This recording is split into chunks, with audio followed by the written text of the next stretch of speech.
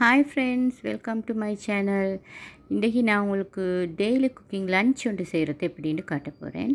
நான் வந்து ப்ரான்ஸும் முருங்கைக்காய் கறியும் செய்ய போகிறேன். ஸோ நான் இதுக்கு வந்து ஒரு பிக் டொமாட்டோ, 2 பிக் ஆனியன், அடுத்தது வந்து க்ரீன் சில்லி ஒரு 2-3 எல்லாம் வளமையாக கட் பண்ணுற மாதிரி கட் பண்ணி எடுத்துக்கிறேன்.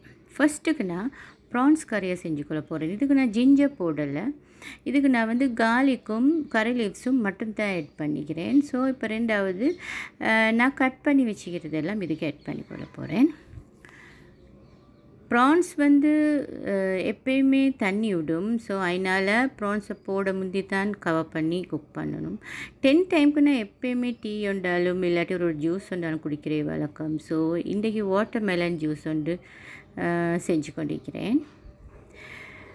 ஐஸையும் போட்டு குடித்தா ஜில்லுண்டிக்கும். எப்படியுமே 10 டைமுக்கு ஒரு மந்தமான டைம் ஐஸ் சுட்டி அதுக்கு என்னமாலும் குடித்தா கொஞ்சம் முஜார் உண்டு வந்துடும். இப்போ நான் ப்ரான்ஸுக்கு தேவையானதெல்லாம் போட்டுக்கிறேன். நான் சில்லி ஃப்ளேக்ஸ் தான் ஆட் பண்ணினேன், சில்லி பவுடர் ஆட் பண்ணலை. பொரியலுக்கு எப்படியும் சில்லி பவுடரை விட சில்லி ஃப்ளேக்ஸ் நல்லா டேஸ்ட் ஆகிக்கும். இதுக்கு வந்து சால்ட் போடக்குள்ளே அளவாக போட்டுக்கோங்க. ரெண்டாவது வந்து நான் முருங்கைக்காய் கறிக்கு ரெண்டாவது பால் மில்க் ஆட் பண்ணிக்கிறேன். இன்றைக்கி எப்பயுமே நான் முருங்கைக்காய் வந்து லேட்டாகவே தான் தாளிப்பேன். என்ன சொன்னால் முருங்கைக்காய் வேலையாக தாளித்தா வந்து அந்த மில்க்ட திக்னஸ் எல்லாம் விளங்காது. ஸோ அதனால் இதுக்கு இப்போ நான் ஆட் பண்ண வேண்டியது எல்லாமே ஆட் பண்ணிக்கொள்கிறேன்.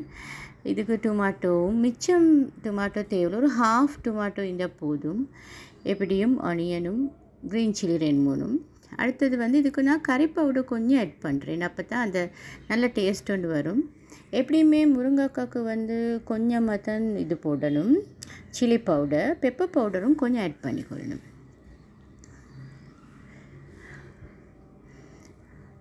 சால்ட் எல்லாத்துக்குமே கணக்காக பார்த்து போட்டுக்கோங்க. மீதமான போதாட்டி போட்டுக்கொள்ளலாம், மிஞ்சால் ஒன்றும் செய்யலாம். ஸோ இந்த முருங்கைக்காவை நான் இப்போமே ஆட் பண்ணிக்கொள்வேன். இது நல்ல முருங்கைக்காய் எப்படியுமே வேக வைக்கக்குள்ள நல்லா பிரட்டி கொஞ்சம் வேக வைக்கணும். லிட்டால் கவர் பண்ணி வச்சுக்கோங்க. ஒரு 2 மினிட்ஸ் வெந்தால் போதும். இப்போ இந்த ப்ரான்ஸுக்கு வச்சிக்கிற பொரியல் நல்லா இந்த வதங்கிருச்சு. இப்போ இதுக்கு நான் ப்ரான்ஸ் எல்லாம் ஆட் பண்ணிக்கிறேன். எல்லா ப்ரான்ஸையும் ஆட் பண்ணிவிட்டு நல்லா மிக்ஸ் பண்ணி விட்டுட்டு கொஞ்சம் ஒரு 1 மினிட்க்கு ஒருக்கா மிக்ஸ் பண்ணி கொஞ்சம் வதக்கி கொண்டா ஓகே. கவர் பண்ணிடாதீங்க. ஏன்னுச்சுன்னா கவர் பண்ணினா இங்கே டொமாட்டோவும் ஆட் பண்ணிக்குது தானே. ஸோ நல்லாவே தண்ணி விட்டுடும், அப்போ டேஸ்ட் இருக்காது. நான் எப்பயும் சொல்கிற போல் குக்கிங் செய்ய போக்குள்ள பொறுமை தான் கட்டாயம் வேணும். இப்போ என்ன முருங்கைக்காய் கறி நல்லா ஹீட் ஆகுது. இப்போ நான் இதை மறுபடியும் மிக்ஸ் பண்ணி இன்னொரு 1 மினிட் மட்டுக்கு இதை வேக வச்சுக்கொள்ளணும்.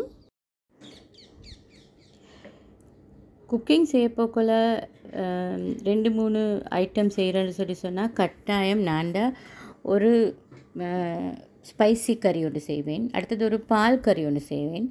அதோடு ஒரு சுண்டல் ஒன்று எப்படியுமே செஞ்சு கொள்வேன். சம்டைம்ஸ் சுண்டுறதுக்கு எதுவும் கிடைக்காது கீரை ஜாதிகள். அப்படி கிடைக்காட்டி இனி பொரியல் ஒன்றும் பால் கறி ஒன்றும் செஞ்சு எடுத்துடுவேன். அப்போ தான் அது தின்றதுக்கும் எப்படைட் ஆகிக்கும். எங்களுக்கு கொஞ்சம் வெரைட்டி ஆயிருந்தால் தான். இப்போ என்ன முருங்கைக்காய் கறிக்கு நான் வந்து திக் மில்க் ஆட் பண்ணிக்கிறேன்.